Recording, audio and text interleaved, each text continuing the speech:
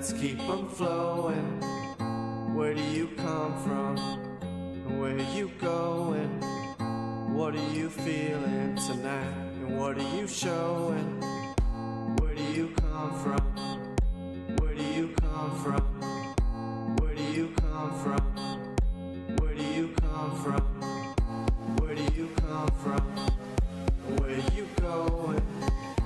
What are you drinking tonight? Let's keep them flowing.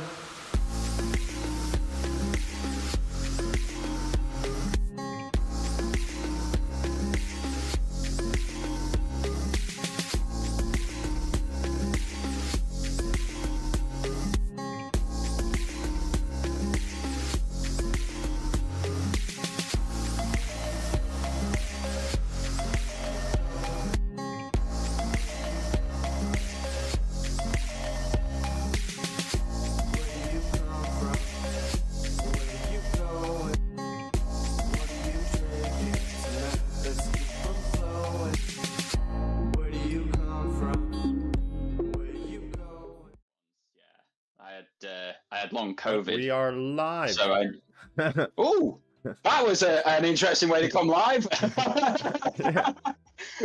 Backstage talking, catching up, but what's going on, everybody? Live with Dorgon and Rudig, Super PlayStation Bros, and we've got a lot to talk about today. Tons of stuff happening, but literally just catching up on what's been going on. Dorgon, we've got Unreal Engine 5 to talk about today. We've got people at my house right now, and my dog wants to alert me to. We've got the PlayStation Portal. Some big things happened to that bad boy over the past week that we're going to get into. Plus, is From Software going to be part of Sony? That and a giant package of IPs may be on its way, and we're going to let you know about it. So we're going to get into all that. Stay locked in. Stay tuned. Super PlayStation Bros time, the unofficial PlayStation First podcast. So, like we like to start, Dorgon, what have you been up to? How you been doing this week? I've been quite all right, actually. Well, this thing actually saw some use because big new update that we'll talk about shortly. So I've been testing that. Actually got a video out just before our show, so we could have that in the background if needs be at some point. So I've been playing quite a bit on the Portal, seeing what that's doing, what that new update's like. I've put a lot of time into Ghost of Tsushima, though, because my partner has finally jumped into Legends. So the two of us just sit there. She's on the PS5. I'm remote playing from the PlayStation 4. And we are just having a wonderful time going through the Legends multiplayer story together. It's been a great weekend just going through that. Really enjoyed myself there. And for some reason, I decided to dive back into Assassin's Creed Origins, and I remembered how good Ubisoft used to be. What an excellent game that is. If you haven't played it, I tell everybody to go and play it. It's inclusive of PS Plus at the moment. Runs at a full 4K, 60 frames per second. Such a beautiful, emotional story. Highly, highly, highly recommend. What about yourself, my man? Other than like climbing on roofs and knocking things down and arguing with folks on the internet, some such, what have you been up to this last week? Absolutely in the gaming universe. I actually started a game back then a couple months ago with a friend of mine, but he kind of dropped away from it, so I picked up where we left off, and that is with Space Marines. To Warhammer 40,000. So I actually went through the campaign. Incredibly satisfying combat in terms of just wiping through hordes, and just like the counters. You would literally grab these things and just like smash them down. It gave me a real like Kratos type of huge, massive feeling of just being a powerful machine, taking on way more numbers than yourself, going against all odds, fighting huge bosses, things I like to do in video games. So I saw a lot of fun there. I'm a little bit pissed. It was a childhood friend who got me into the game, and then he kind of dropped off. But I understand when we're this age, priorities happen, like building a house. But luckily I got through that. Love the story. Great little campaign for me there. Would 100% recommend, and I haven't even jumped into the multiplayer, so there's tons to do there. Other than that, I did get into Grand Theft Auto 5 again, a PS Plus one. If you're looking to explore that catalog and play on your portal, I haven't played the story since it released 10 years ago. So getting back into it with all its graphical upgrades, re-experiencing the writing, the storytelling, hilarious. I'm laughing, I'm clipping, I'm just enjoying all the moments. And I even love how smart these NPCs are. You can walk through a town and just have fun walking around looking at things, interacting with different NPCs and taking photos because that's me. But yeah, absolutely two games hitting it out. And as Ray says in the chat, another game I like to play, which is a little non-video game-ish, is fantasy football. And this week, oh, I hit it out of the park. All the guesses on target, just everything stars aligned. I still got another huge player tonight, and I'm absolutely dominating. I'm looking towards that first place, Ray. So watch out. But good on you. You did well as you had a good score as well, Ray. So GG's to you. That's what I've been up to this week. Lots of fun in gaming. Plus a bit more. So be sure to check out the Rudix channel and you can see whenever I go gaming. Oh, But yeah. link down there. Yes, if I put it there, and it will be there on the VOD. I've got to. This weekend has been busy. I just love that. Every week, if I've put it there. Most weeks I get it there before the show is there. So I think this week I may not have gotten to it, but I do like the title this week because it ignited some of the chat right off the bat. SPG piping in saying Unreal Engine is not a flop. It's a flop because the consoles can't handle it. Well, I argue if the consoles can't handle it, is it a flop for the market in its current state? Maybe it is. Maybe the stars aren't aligned. Software seems to be excelling at a place where hardware just can't seem to keep up. But that is not all titles. So what's really happening here? Let's get into it. Unreal Engine 5 is a powerful and popular game engine developed by Epic Games. All right, that's what we're talking about here. It's advanced graphic capabilities and real-time rendering features. It's been used to create a wide range of games, AAA to small indies. And what we're saying here is there has been massive performance issues, graphical glitches, and unfulfilled promises when these games have been released under the Unreal Engine 5 flag. And we have this article here. It jumps into many different situations. I'm going to let Doragon jump into what he sees is an issue with Unreal Engine 5 and why has it been a disappointment? Yeah, cheers, man. I think the biggest disappointment, and it's one of this is coming from this article directly. This is what I would call a pro consumer, not like, oh, I'm a pro PC builder, I'm Linus Tech Tips Incarnate, that sort of thing. This is just from somebody who is an enthusiast. They build their PC, they upgrade their PC, they've got a decent rig themselves. And they are talking about it from a PC gamer perspective, not from a console gamer perspective. So when you consider that a PC enthusiast is going to have much better hardware than what we guys on console will have, for them to be saying it is a flop and a disappointment 4 years after launch, it's got to have some legs. And they're not the only article like this. They're not the only person talking about it. There's a lot of conversation around Unreal Engine 5 at the moment because a lot of the industry is moving to it. We've got what were 343 Industries and is now Halo Studios moving to Unreal Engine for the next Halo game, which is likely going to be multi-platform. We've got Epic have gone there, EA have gone there. I know a couple of others are going there as well, a couple of the smaller ones. And I get it because if you're using an industry standard engine, it means you could pull anybody in on, say, a short-term contract to help you build the game if you need it. If you need someone to come in and just sort out this movement, like stepping up a step sort of thing, they can come in and do that because they've got experience in the engine. You're not going to have to teach them a proprietary engine like, say, the Decima engine that a lot of the Sony PlayStation studios use.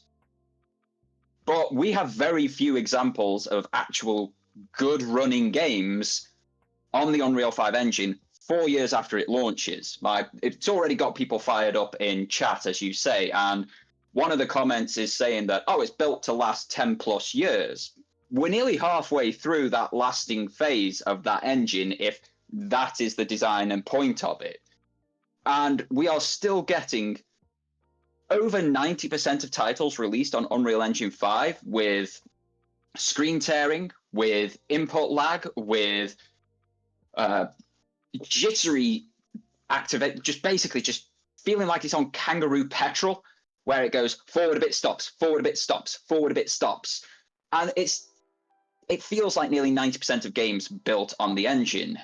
There are a few showcases where it is exceptional, runs flawlessly. The article brings up Hellblade 2, which was a graphical showcase earlier this year on the Xbox side of things, but as they also state, it's a very linear title. Maybe the engine's not built for these massive open worlds. Maybe it's not built for these different types of titles or what have you. It doesn't even work brilliantly in their own game, Fortnite, which is a free experience and is meant to really show off what Unreal Engine 5 is. From a consumer perspective, as a console gamer, yeah, it's an absolute failure because nearly every single game that comes to a console on Unreal Engine 5, I look at and just think, oh my God, what's going to be wrong with this one? PC gamers get it worse. Like, what settings am I going to have to change? What black magic am I going to have to perform to get this game running? 4 years in, developers should not be having this challenge with this engine. There is obviously an underlying flaw with the build of Unreal Engine 5 that is not allowing games to be made easily, effectively, and efficiently.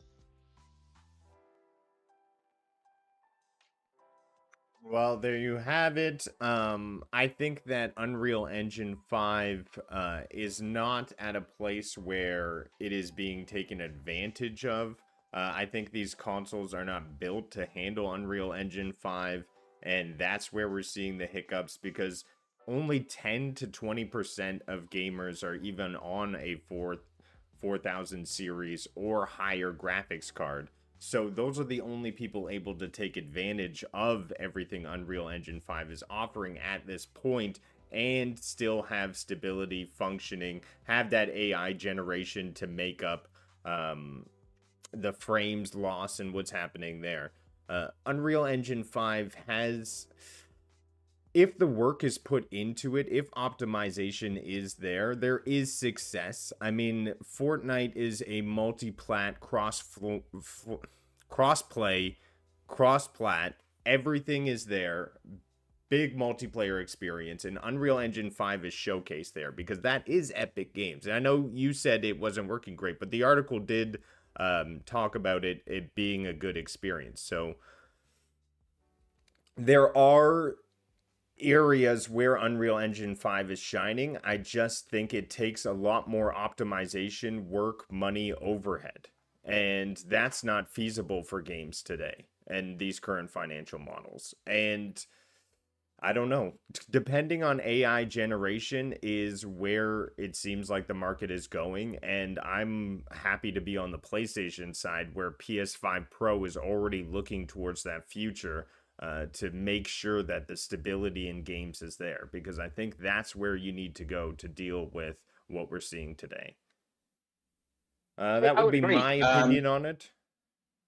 Yeah, Yeah. the building and efficiency of it, you're completely correct, and it needs a lot more optimization. But you see people working on decades-old engines. If you look at Bungie, for example, they're still using the same engine that they built Halo 2 on. And it works nearly flawlessly. There are issues with it. There are bugs that crop up here and there, and that's always going to be the case in a always online game, unfortunately. And people will find ways to break the game that the developers never thought of. It's going to be exactly the same in your single players, in your massive open worlds, all those sort of things. It's just a case of, if they could do that on a 10-year engine and have it run near flawlessly on current generation consoles and all of the older graphics cards in people's PCs as well, surely an engine creation team at a company like Epic can make what is becoming an industry standard engine work that much better. Something's not adding up.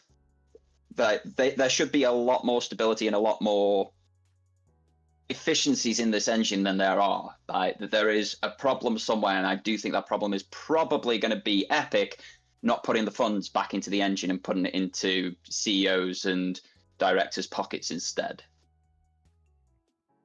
Right, because if the engine had built-in optimizations, now I come from a place who's never designed a game, but you would think that the Unreal Engine creators building in more optimization would allow for a smoother process for game devs on the other side.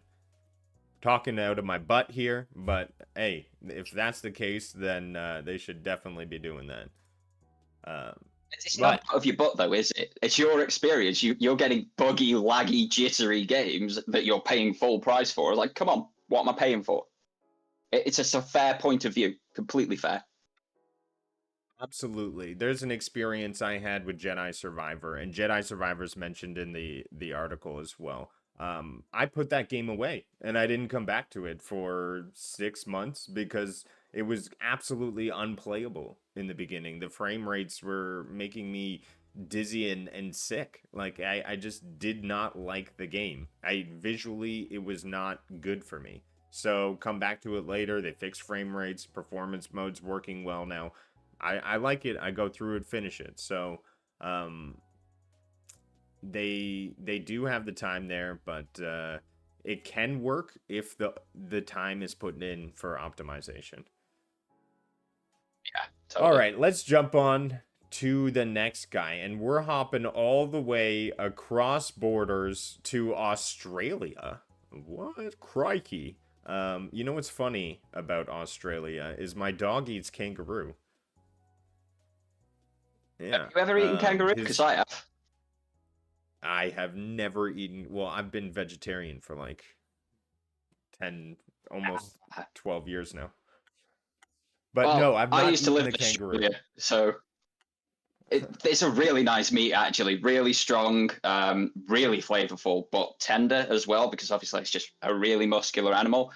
But they've got so many of them, and so many of them just run in front of cars. It's like, oh yeah, let's make sausages out of it and stick it on the shelf in the supermarket. Wilson brings a good point up. Just build your game on Fortnite, easy. You know, I wonder if that's the pull for Unreal Engine 5. It's like, hey, it's not working out for you there? Come build it over here. We've already optimized so much. It's like, no, give us that version of complete optimization so we can build our game. Yeah, maybe. That's a funny one. And Jem says, did the kangaroo hop off the plate? The kangaroo, did it hop off the plate, Dorgon? That's a question for you. No, it hopped in front of a car, got squished. The car also got squished because they are monster animals. And then it became someone's lunch. Mine. How big is a kangaroo? Anyways, I'm going to go on a tangent. I'm going to type in the internet. To put it in the colonial vernacular for, you know, the archaic Americans who still use the imperial measurements of the Great British Empire, about 8 to 9 foot tall. That was a big beast. Very big beastie, sure about 2 meters tall. 260? I don't know how much a kangaroo would weigh. That's why you always see them punching. Oh my, how could you fight a kangaroo? Anyways, I'm not getting into it. Kangaroos be crazy. Kangaroos are great. I'm glad I live in Canada, where we don't have many marsupials. But the Australian government is planning to introduce a social media ban for government employees, but it has been confirmed that this ban will not include the PSN. That's an odd one. The ban is introduced due to concerns about the security of social media platforms and the potential for them to be used and spread misinformation. That makes a lot of sense. PSN is not considered to be a social media platform in the same way like Facebook and Twitter, as its primary use for gaming. And that would 100% be correct. I only ever see gaming-related news or updates, more of updates of what's happening to the games that I have flagged. That's what I see on my PSN feed. But yeah, definitely something to know about if you're in Australia. Your PSN is safe. it's more than just government officials as well. Like that one makes perfect sense. We've got similar rules over here in the UK. If you're a government official, you can't have Facebook, you can't have TikTok, you can't have the likes of Twitter or Threads or anything on any of your government issued devices. You shouldn't even be using them in most of these departments. And if you work with them, if you've got a device, so say I went to a government site to input a network cable as an example, I wouldn't be able to take my own personal phone or even my watch in because it's connected to my phone because it would class as a security risk. The big thing from this article, though, is that social media ban is coming into law for under 16s as well. So if you are under the age of 16 years old in Australia, you will not be able to have Facebook, TikTok, Twitter, Threads, Blue Sky, any form of social media will be completely banned for under 16s in Australia. Now, obviously, this created a bit of a kerfuffle because a lot of parents have bought consoles for their children and they play online with their friends because there's very few couch co-op options nowadays. But this whole confirmation that PSN is not going to be classed as a social media, because nor is YouTube, because it has a lot of educational facilities and content and such. But PSN, Xbox Live, or whatever they call in their online version nowadays, and Nintendo Switch Online will not be banned under this social media ban in Australia. It's just all of the other social medias will be banned for under 16s. I'm kind of on board with that personally, because social media takes up a lot of my day. It can really impact my mental well-being and health on occasion, depending how I'm feeling on a particular day. And I didn't come across social media until I was 18. I was already down under, living in Australia, when I first came across social media. It was a really easy way for me to keep in touch with people back in the UK back in 2006.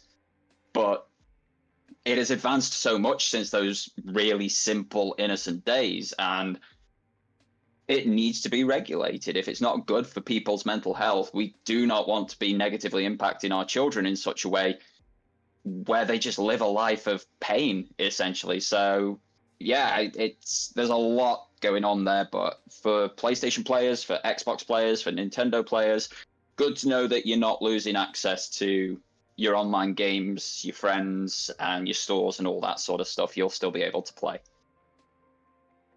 Screw 16. Just get rid of it altogether. Probably be better for your for your mental.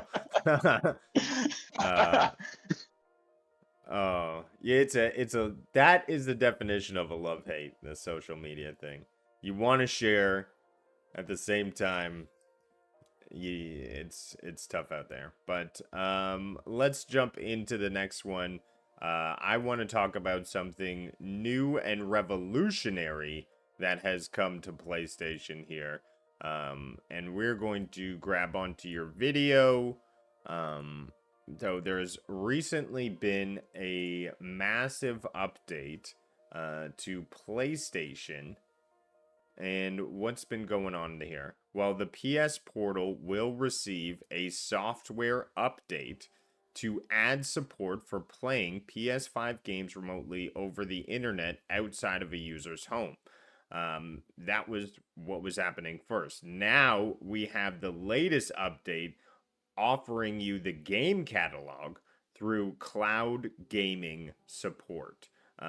This is offering you a mass amount of games to be able to play directly on your portable without connection to your PS5. It does need connection to the internet, and you do need a premium subscription. However, this is now the cheapest, easiest way to get into the PlayStation ecosystem. You have a handheld level and a PlayStation catalog with games all across the catalog. I mean, what they have done now is really created that portable experience that is all inclusive. People were wondering where this was on launch, and a year later, they honestly delivered. Doragon, you have had a hands-on experience creating the video we're watching now, so why don't you jump into everything PlayStation 5 has done and your experience?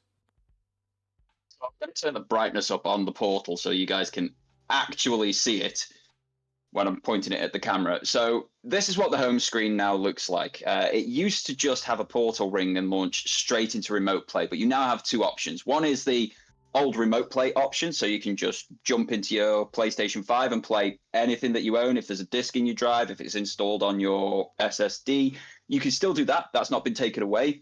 But there is a new offering now, which is the cloud gaming from PS Plus catalog. As you said, it's got to be PlayStation Plus Premium, because that top end is what gives you access to the PlayStation 5 games that can be streamed via the cloud. And when you go into that area, it starts loading the catalog, and then we'll just give you a list exactly the same as you are used to seeing on your PlayStation 5 when you scroll through PlayStation Plus. Whether you're scrolling through Extra or Premium, that game catalog is exactly the same sort of display that you see on this device as you see on other devices. What I do like is that your last 3 played sit at the top of the list. So I've obviously been playing Tales of Kenzera Zao, I've been playing Animal Well, and I've been playing Ghost of Tsushima on this thing recently. Really nice that that's up there and you could just jump straight back in. But there is a long list of titles on here. There's about 100 in total, maybe about 120, some outlets have been saying, across all different sorts of genres, all different types of games. And when you want to load one up, all you do is click X on it. It asks if you want to. Oh, I've landed on Grime. That was good, considering I'm not looking at the screen. And then it asks you if you want to play. You start playing it, and it starts the cloud gaming session. It takes a little bit of time to actually get into it, but once it's found the game, once it's found you a space on the server, it will jump straight into the game, and it essentially feels like a native experience. I've had just as good an experience with the cloud gaming on the portal as I have had on the PlayStation 5 itself. So just jumping into here gets you straight back into the game. It's got the same PS5 loading speeds that you are used to. And then you can play the games as you see fit or as you want to. And that obviously did not save what I had done previously. Well, that happened. Whoops. So it's a really positive update. What it's done is give a lot more legs to a device that was very limited in its use cases previously. This thing basically used to gather dust. I'd break it out for the odd remote play session. So say I was sitting in the living room, partner was watching TV or playing on the Switch, I could break this out and play PlayStation games that I wanted. Whereas now I've got the option to just play whatever. There's certain games you can play online. There's certain games that you can't at the moment, but it's completely responsive. Like, you press a button and it does what you ask it to do straight away. There's no lag, there's no issues that I have experienced with the device. Whether that's going to be the case moving forward, we don't know. But what you've got here now is a £200 entry point into the PlayStation ecosystem. I did some mathematics on the video that we've got in the background. And if you bought the PlayStation Portal and 4 years of PlayStation Plus, so it's £120 at the moment per year for PlayStation Plus Premium, at 4 years, so that would take us, you'd think, to the end of the current console generation. The Portal and 4 years of gaming is still cheaper than just buying the PS5 Pro. It undercuts it by £19, and you've actually got 4 years of gaming with that. It's an absolutely game-changing update. There are a couple of foibles. So to quit a game, you've got to do it from the touch menu. The PlayStation button doesn't take you out of the game. So you go into a touch menu, and then you tap on the game, and you've got a quit game mode down here. So that's how you come out of game there. Why it's not on the PlayStation button, I don't know, but that one's a challenge. It means there's a few more button presses to get into the remote play on the device. And things like Ghost of Tsushima, when you start that up, because it does have an online segment, it tells you that invites and chats might not work directly on the cloud gaming. And I can confirm from my experience anyhow, they just don't work at all. I will receive the invite, go to join that game session, and it doesn't work right now. So there's a lot of updates that need to happen. There's a lot of advancements that need to happen on this particular device. But overall, it has suddenly given this a lot more legs and made it something quite viable. considering how I have felt about the device in the past, where I've called it an absolutely pointless waste of money, it's suddenly the cheapest current generation gaming console available and easily recommendable to a lot of people. Great review. Thank you for all of that information. I'm sure we learned a lot together as a group here. Two questions I have. One, is Returnal on it? This is another challenge you're going to face. So the currently available library is, they've tried to give it as much range as possible. So you've got things like Grand Theft Auto, you've got Final Fantasy VII Integrale on there, you've got Killer Frequency and Dying Light 2. You do not have Returnal, you do not have Ratchet and Clank Rift Apart, you do not have Spider-Man Remastered, but you do have Spider-Man Miles Morales. So basically, they're giving you a good taster. It very much feels like that beta test at the moment, where they've put a good amount of a little bit of everything on there for you to play. If you're coming into like racing games, you're not going to find Formula One on here like you will 5, but you'll find MotoGP, for example. If you're here for your action-adventure games, there is Doom Eternal, but there isn't the original Doom. Immortals Phoenix Rising does not work at all. It just will not load, will not play. It's completely balked. Don't know what's going on there. Exactly the same with Demon's Souls. So the catalog is a little bit all over the show, and you do not currently get access to your purchased PS5 games that can be played via the cloud. So that's another part you have to be aware of. Don't go buying a bunch of PS5 games if you're just buying a Portal, because you won't be able to play them unless they are specifically in the Portal cloud gaming catalog. Like Stellar Blade, for instance, which is a PS5 exclusive game, has cloud enabled on the console. However, it is not on the PlayStation catalog. So I think that is a bridge they need to cross, because being able to purchase games, play them in the cloud, and have that attached to your library is, as Ron Slusher says, Stadia-esque, and was a big positive of Stadia. My second question with the Portal, and I know this one's going to disappoint me. Is there any type of ability to plug it into a bigger screen? Or are you're married to the screen between your hands? All you've got is the screen between your hands. Now, don't get me wrong, this is a good screen. It's an IPS 1080p 60 FPS screen. And up close at 8 inches, if I'm being honest, you don't need any more resolution than that. The 1080p is absolutely spot on. What's annoying is it's a mobile phone chip in this device. It's the Qualcomm Snapdragon 662, which it's an entry-level device. So it basically does the very basics, makes a phone call, sends text messages. But what it also does is HDMI out. So it would mirror your screen if you put a USB-C into it and then a HDMI on the other side. It would do HDMI out. That is currently locked off to PlayStation Portal users. The USB-C port that is on this device only does charging. So there's no USB-C out, there's no audio out, there's no anything beyond we can put some more charge into the battery that's in this device. So right now, no, you cannot. It's not something that has been available for this device since launch. It's still not available. The chip inside, however, is capable of it, just like it's capable of Bluetooth connections. So with a firmware update somewhere down the line, there is the possibility of both Bluetooth and video out being available. My closing question, because it came up while I was hearing your response.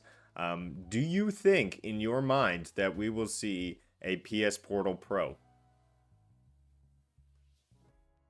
I personally cannot see any form of point to a PS Portal Pro. I don't know what they would improve outside of the chipset inside. So right now, this entry-level chipset, it does have limitations. So it's got limitations on its Wi-Fi type. It's got limitations on its Bluetooth type if they do turn that on. It's got limitations on battery efficiencies and all that sort of stuff. I don't know what a Pro would add on. I could imagine you'd see one with like the DualSense Edge back paddles Maybe they would be adjustable and swappable, so that could be a possibility. They could add in an OLED screen, which would make everything just pop that little bit more, and add HDR support. There are things that they could add that would improve the overall gaming experience. But what would a pro device be when it's just always streaming content from another source? So whether you're using it in remote play to stream from your PlayStation 5, all the heavy lifting's being done on the PlayStation 5 itself. If you're streaming from the cloud, all the heavy lifting's being done on Sony servers. This is just a screen and input. I don't know what a pro version of it outside of, say, OLED, HDR, and back paddles would do. It would be Back paddles. That's what I was waiting for. You said it. I mean, if they are that important to you, yeah, then a pro could. Oh, hello, light. Bye, bye, light. A pro version could be important to you, but I don't particularly see any need or reason to do anything more than what it is doing. But this is Sony. They gave us a PS5 Pro that does exactly the same as the PS5, so who knows? Well, I think looking towards the future was a great way to end that incredibly educational segment. So thank you for sharing everything on the update on Super PlayStation Bros. And I think that about rounds out that one. Wow, I'm blown away. My brain is still loading all that information. But we are going to hop on to the next one because there is a lot of things on sale. Oh my gosh, for Black Friday. And the list goes on and on and on. And if you are considering a PSVR 2, right now, Black Friday is the time to be getting the helmet on. I was absolutely shocked to see this. So in the UK, you can save $220. I think in Canada, it's come down to under 350 Canadian, which is just ludicrous in terms of when it launched. I believe it was 550 Canadian. So to see this kind of price drop, it is definitely the biggest, most affordable time to get a helmet onto your head.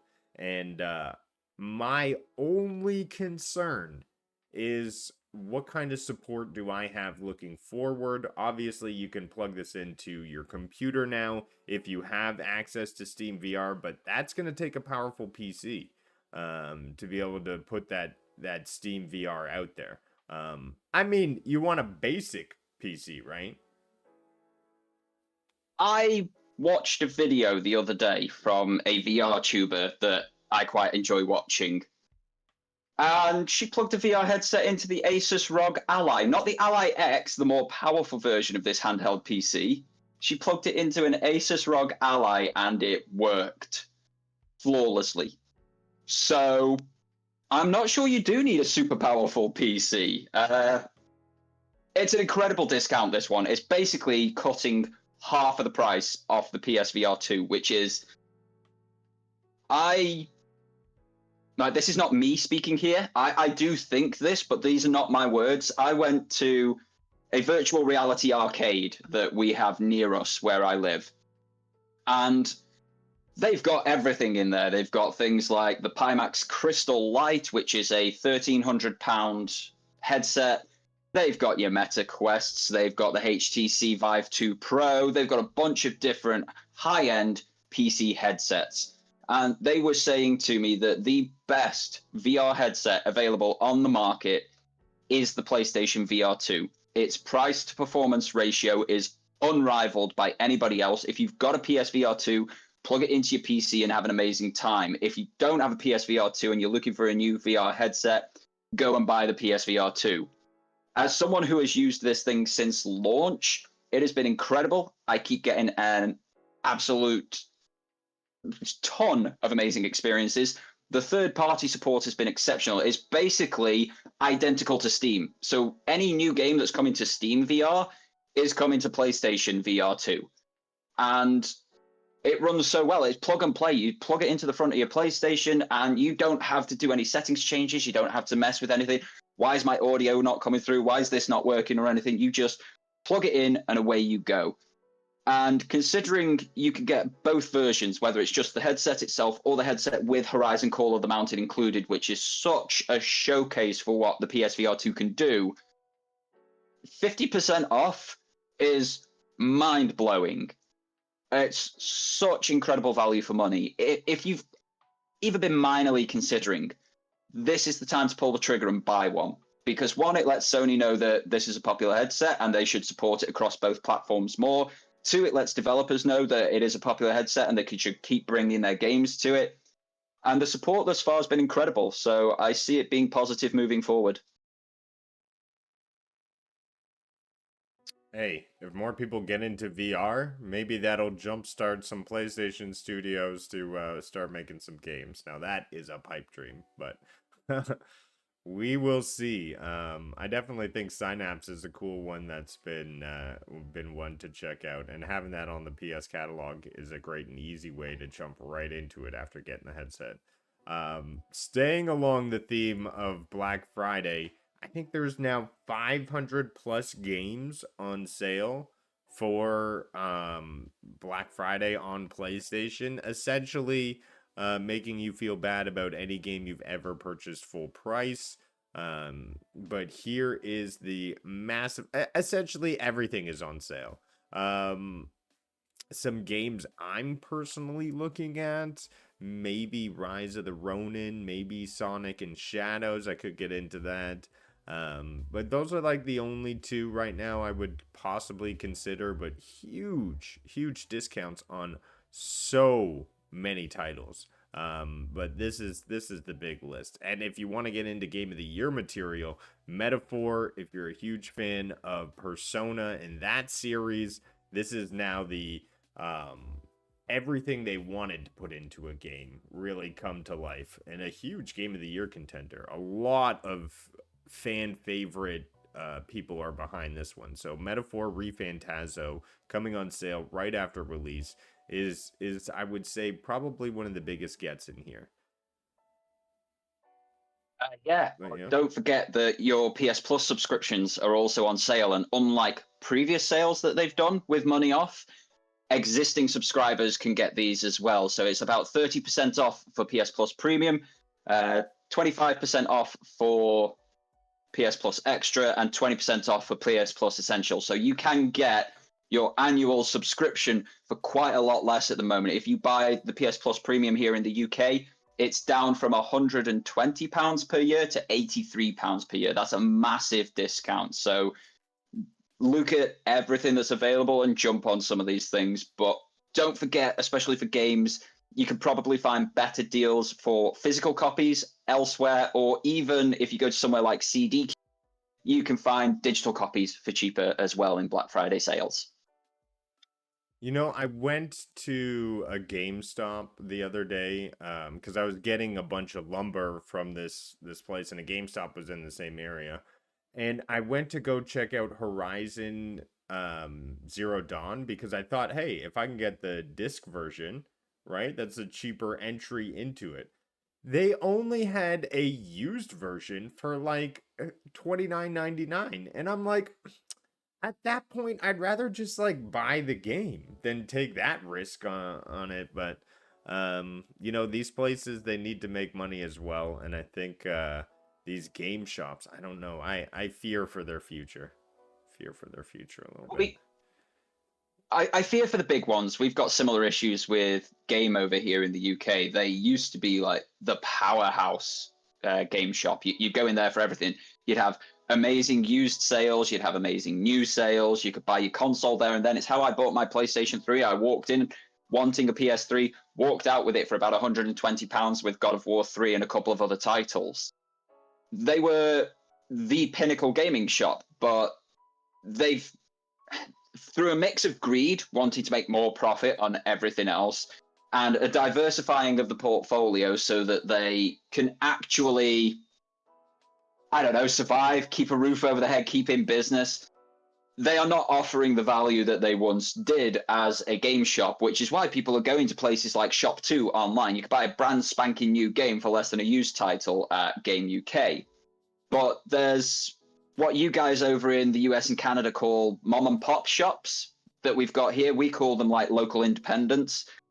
They just set up and little place on the corner. You walk in and it is just walls upon walls of games, of consoles, of new, of retro, of used, the whole shebang. And they are doing great guns because the retro market is so good, because they also do trade in, because you get your full consumer rights with these guys as well. And they want you to come back, so they treat you like some form of king or queen. The little independents are doing great guns. I think it's more conglomerate based ones that are struggling, and I'm kind of not disappointed to see that. Let me support these local independents a lot more. Well, there you have it. Tons of great sales, physical and digital. Be sure to take advantage, and if you got an eye on a game, now's the time to grab it. Let's jump into the other thing I promised we would talk about.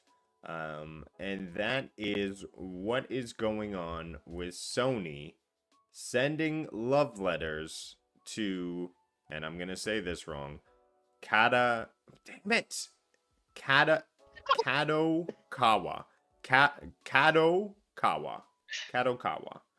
Kadokawa is a organization that owns a lot of the IP behind Elden Ring, Dark Souls, Armored Core, huge franchises in the gaming industry.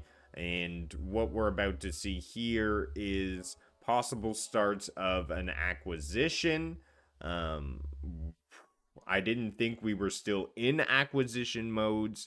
However, Sony is going after a big fish in my mind. And it is a lot more than just the video game. It's the anime, it's the manga, and it's the publishing businesses. So there is Sword Art Online, which is a massive IP for them. If you've heard of it, Neon Genesis Evangelion, and the list goes on. So do you want to shed some more light into the significance and weight of this acquisition that's happening? Yeah, sure. So it said Kadokawa. That is how you say it. And I'm sorry to just roll that off the tongue when you struggled so much. I was close. I was close. You were not far off at all. Basically, just say it a little bit quicker, and you're basically there. Kadokawa are the parent company that own From Software, or the vast majority of From Software, because the shares with, I believe, Tencent have some shares in them, but also Sony have some shares in them, and so on and so forth. But Kadokawa are the parent company. I don't think that Sony have entered into this acquisition because of From Software. I think getting From Software is a nice little bonus for them. Like when you buy a Happy Meal and you get the little toy in it, it's that sort of happy bonus. I honestly think they've gone for this because of the anime and manga. Sony's history with anime and manga is, it's murky waters, should we say, because they own Crunchyroll.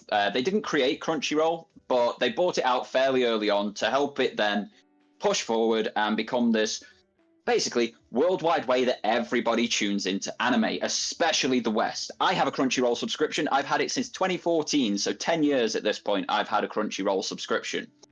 About 2018, 19, they bought Funimation. Funimation are the guys who did the vast majority of the English language translations of anime and manga. There's some that are done elsewhere. There's some that can be done by independents. 4Kids is one. 4Kids are the guys who did your Pokemon translations. They also did the god-awful One Piece translation where they, censored Sanji by having him have a lollipop in his mouth all the time rather than smoke. Don't watch that one. So they've been on a mission for many years at this point to acquire a lot of anime and manga focused areas. The problem you face with it is they have such a monumental catalog already, owning Crunchyroll, owning Funimation, and I think they've got stats and stuff in Kodansha, one of the main Japanese publishers of anime and manga as well. And now they want to go and buy Kadokawa for even more of it. And like you said, it's some absolutely ginormous titles. Neon Genesis Evangelion, Sword Art Online, the ReZero series, the Fate Stay series. These are the absolute pinnacles that everybody, when people are just getting into anime, these are the ones that you go and watch. They've got Overlord, which is an ongoing, incredible anime if they buy this. And they've got the manga rights to many of these as well. And if it's allowed to go through, if they actually get this acquisition, they would basically have a monopoly. They would be unrivaled in terms of anime, manga, and ways to distribute this worldwide that I don't think it should go through. I don't care about the From Software. Like, they could buy From Software if they wanted to. It's a single development house. It's not like they're buying up a massive publisher like Microsoft did with Activision Blizzard. It would keep it out of Microsoft's hands, which is probably good for the industry as a whole. And they've already shown they're willing to share with Nintendo, they're willing to share with PC, so that wouldn't be a problem. But yeah, just from the anime manga fan within me, get the hell away, Sony. We don't want you anywhere near this. We need that competition in the space. We don't want you to have a monopoly. Go away. So interesting strategy that I'm hearing here in the chat. Thank you, Purple. Thank you, Lion. They've been excellent in the chat here. They're saying Kadokawa approached them as they're in threat of a hostile takeover from another company, and it's basically a way for them to say somewhat independent. So this is a strategic move for them to stay alive, and I think that's great if Sony is able to help this company and at the same time, yeah, I skipped over it, and provide them with some sort of independence. And at the same time, as an Elden Ring fan, yes, bring it back home. Get Bloodborne 2 going. Get Armored Core, bigger, better production. I 100% would love this move because all my favorite games would be under my favorite console. So go team. For me, it's a go team move for me. Yeah, thank you, Purple. Thank you, Lion. And what up, Windstar? Thanks for jumping on in. But great. That's muddied the waters even further, hasn't it? Like, they don't want the hostile takeover, so they've got to someone they think would be good. But then the rest of the viewership feels very icky about. It's a messed up situation. And I'm still going to come down on the side of I don't want a monopoly, but if they don't want to go with Kakao with this hostile takeover, and it is a hostile takeover, they're never fun to be part of because that would mean so many people lose their jobs and probably the quality would drop as well, which for something like Sword Art Online, we've only just got good quality after it's gone through like 6 different studios. Let's not have it go anywhere else. Yeah, very muddy waters. Not an easy one to unpack and digest, that one. Hey, sometimes there are no winners, there's only surviving. And I think this may be that kind of situation. I wish the best. And as someone on the panel who is not as mainly focused on anime with their entertainment, just as a personal choice, I think anime is freaking cool and amazing. I grew up on Dragon Ball Z. My whole workout routine is to become a Super Saiyan. So I get it. But I just love all my favorite games going under my favorite console. Fanboy.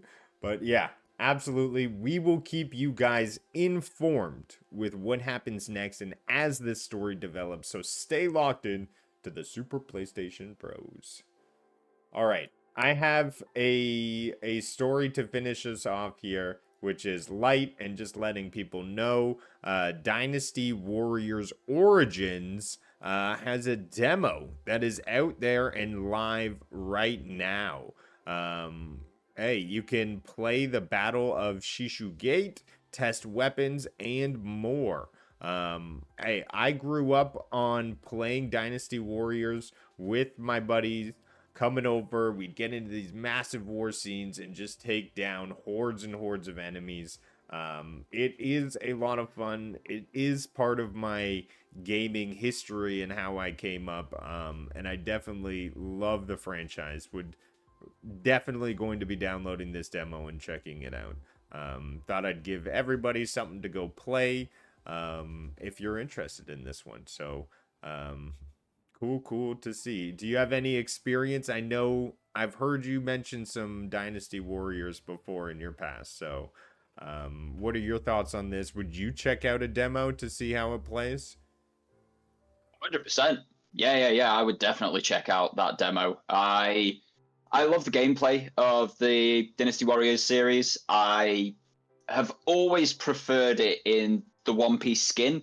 So they do a series called One Piece Pirate Warriors, which is the same sort of combat, but with the powers of your One Piece characters, going through One Piece stories. It just speaks more to me a little bit, and I get to run around with 3 swords and slice people up, which is just great fun.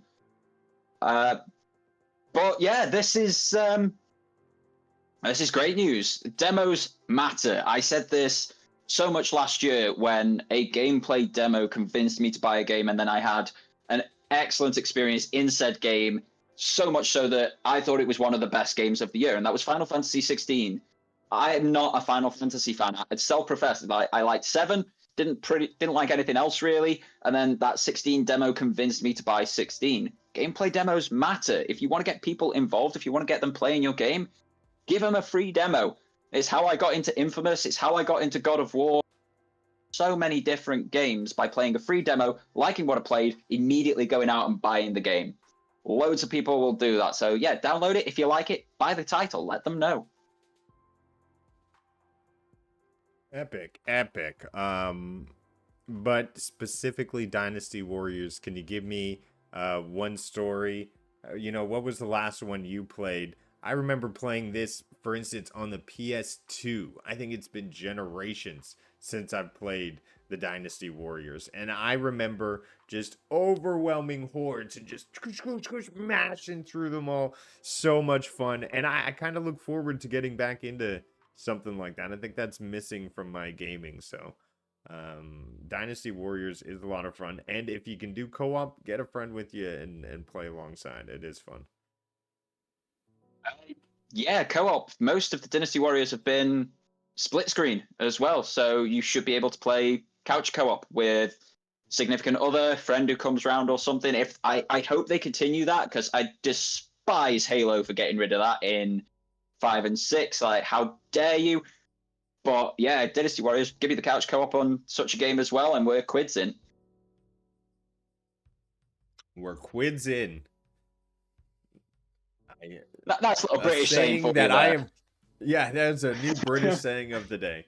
Well, thanks everybody for jumping on in. This has been an excellent Super PlayStation Bros this week.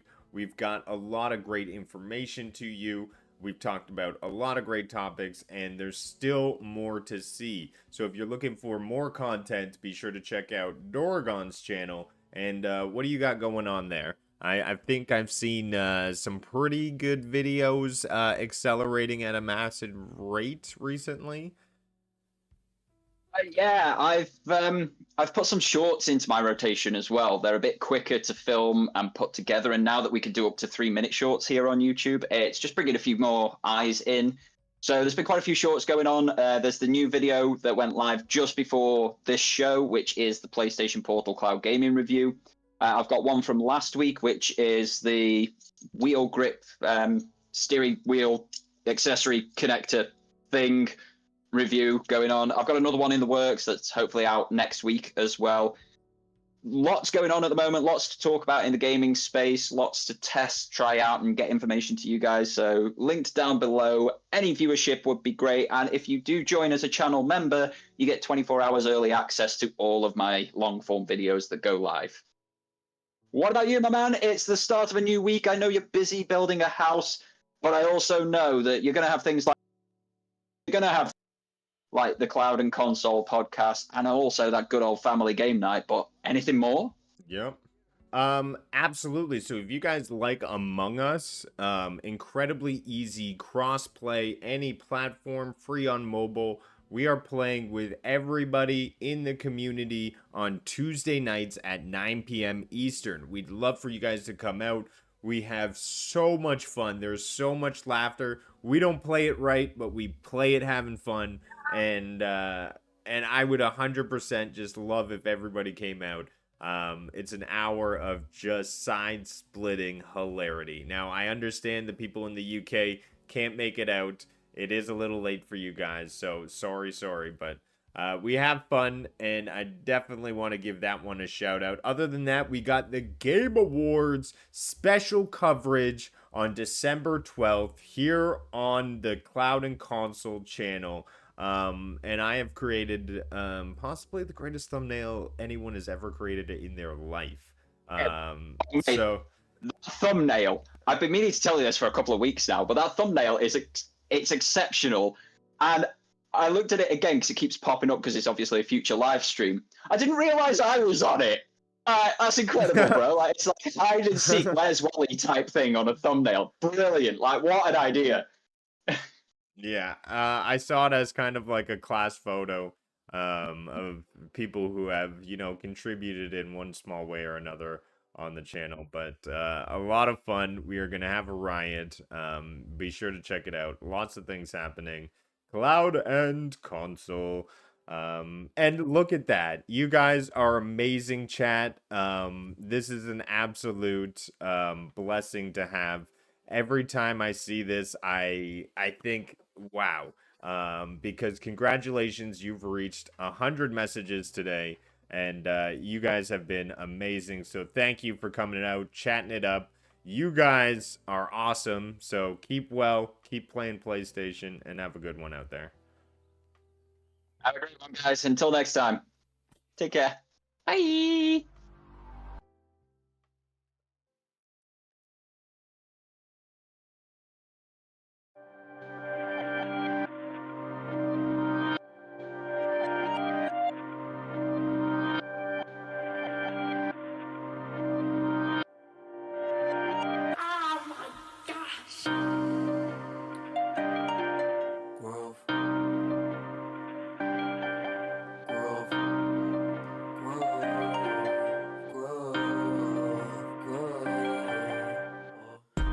Try to believe in me. Why try do I even need to? I die with the season leaves. I glide with the season breeze. True, my mind so easily spooked. I ride just to be the me who finds hype super decently smooth. Nice type, but as sick as